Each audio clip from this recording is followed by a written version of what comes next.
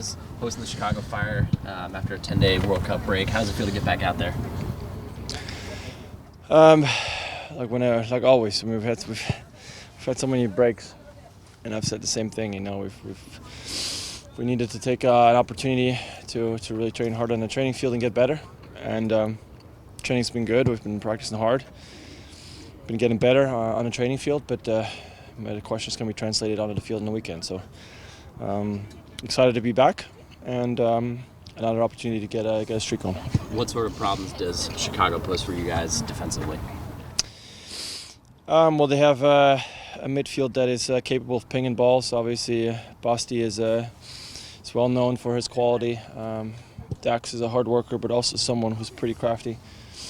And then they have guys who are opportunistic up top, don't mind putting in work. You know, Katai and last year's goal scorer as well. So definitely some danger up there. So a good combo of creativity and vision in the midfield, and willingness to work and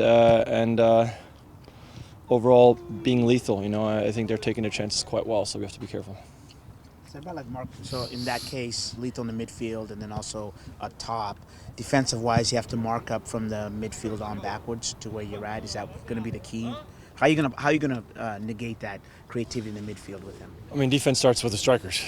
So if you can have our strikers help us defensively and shepherd them one way, and that's gonna help us maybe keep or make spaces a bit tighter. With that being said, Schweinsteiger likes to drift around and evade pressure and go wherever he needs to go to get on the ball, and it seems to kind of be their mission to find him and let him make the game. So we're going to have to take that away. We're going to have to make sure that whenever he tries to get on the ball, that we're right on there and we force him to play either balls under pressure or balls backwards. Because if we're going to allow him to turn and pick his head up and get his vision going, then he's going to be very, very dangerous and most likely very effective. So disrupting him in getting him difficult balls into the midfield or wherever he's at, and then putting pressure on him will be crucial. And the other half of that equation, obviously, is when you have the ball and the ability to be creative yourselves and be dangerous in the box. Yeah, I mean, we're home. We're home, and if we really, like we say, we believe in our squad, then we have to focus on ourselves, and we have to really dictate the pace of that game tomorrow at home. If like I said, Dax is a really, really hard worker, and he's one of the few that might be able to go at a high intensity for 90 minutes. But Schweinsteiger, he's still fit, but he's not 25 anymore. So if you can really maintain some possession and make him run, then maybe that's going to make him less effective on their offense because he's going to be gassed. So us maintaining possession and having them chase the ball is going to be very important tomorrow. When you're playing a team with an iconic type player like Schweinsteiger, is there ever any element still like, oh, whoa, like playing this guy, or like starstruck, or would you say you're kind of like past that at this point and like looking at him as just another player? I think I don't know. I mean, my experience has been from the very, very beginning that obviously these are big type players, but the moment you step on a pitch in a competitive manner, then that kind of goes out the window for the 90 plus minutes. You know, I mean, I've had the chance to play against Raúl, Ronaldo, Benzema. I mean, that whole Real Madrid squad, amongst others. So I've had an opportunity to play against some legends. Beckham, another one. So. It's really nice to maybe at some point look back and say you've been able to share the pitch with those greats. But I think for the most part, I think I'm speaking for most athletes. Once competition starts, that competitive edge kicks in, and you try your best. And obviously, it's really nice to be able to compete against that kind of quality, you know, and weigh your own skills and showcase your own skill. Steph, you've been part of some really big second half runs here on this team the last 2 years.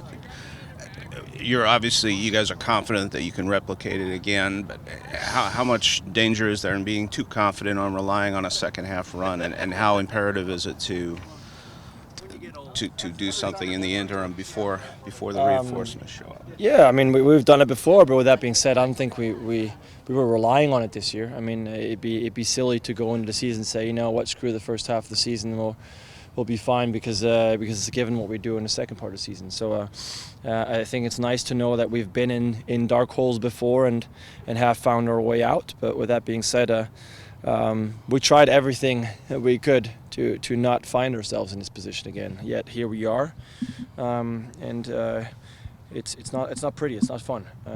Even though we've had success coming out, it's you want to be confident. You want to be rolling. You want to be gunning for supporter shield at this point, and we're unfortunately far away from that. But it is what it is, and I know we're not going to give up.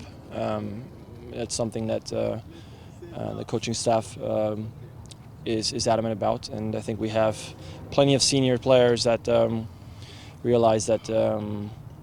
You can't be throwing away seasons. I'm getting to an age where, some of the players that are my age are thinking about retirement. So wasting seasons is not an option.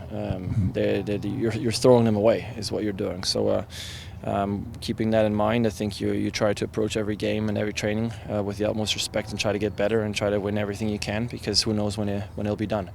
So, like I said, we have a good balance of seniors players who value their playing time. I think the young guys do too, but maybe they're not at that moment yet where they realize that the time is very precious. But the coaching staff is also adamant that make the best out of the time you have. There was a report from Paul Tenorio a couple of weeks ago that named you as a contract extension that the league basically said they weren't going to agree to. Without getting into the specifics, did you have mixed emotions, happy that the Sounders were trying to reward you, yet the league was imposing their input on the situation? Without really going too much into it, I mean, I have a good relationship with our front office. I think the communication is there with Garth and with our coaching staff, and for me personally as a player, I know how they value me and how they see me as in how important I am to the squad. I mean, it's not the first contract where the league seems to have something to say where teams and players or agents and teams have already agreed upon stuff. So obviously I think in future negotiations with the union and the CBA, it's not so much about money, it's more about relinquishing power. And obviously the league is unwilling to do that because power is more important than money. And for as long as they have all these special categories, whether it be TAM and DP and whatever, they're all structured to give them the power to determine or to have people or to tell people how to use the money, essentially, right? So it's frustrating when the player and agent when they come to terms with the club, and I know there's other examples too on this squad and on other squads where that has happened before, but I think we're past that, where maybe they should relinquish that a little bit of power and trust in the teams, trust in the GMs, trust in the organizations that they know they can't just be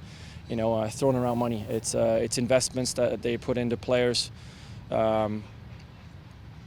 making sure that they have good characters, not just for the club and for the product on the field, but also for the communities.